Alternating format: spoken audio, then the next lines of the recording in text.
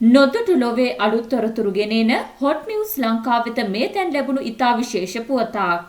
දිවයිනට ඊයේ දිනේදී පැමිණි ශ්‍රී ලාංකිකයන්ගෙන් 100 දෙනෙකු කොරෝනා ආසාදිතයන් ලෙස හඳුනාගෙන ඇතැයි යුද හමුදාපති ජෙනරාල් ශවේන්ද්‍ර සිල්වා මහතා පවසයි. විදේශගතව සිට පැමිණෙන ශ්‍රී ලාංකිකයන්ගෙන් සැලකිය යුතු පිරිසක් මෙලෙස ආසාදිතයන් ලෙස හඳුනා ගැනීම බරපතල තත්ත්වයක් බවයි යුද හමුදාපතිවරයා සඳහන් කළේ.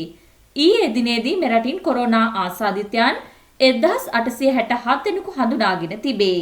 එමෙන්ම ඉකුත් 26 වෙනිදා සිදු වූ කොරෝනා මරණ 39ක් සෞඛ්‍ය සේවා අධ්‍යක්ෂක ජෙනරාල්වරයා විසින් ඊයේ දින තහවුරු කළ බවද යුද හමුදාපතිවරයා සඳහන් කළේය.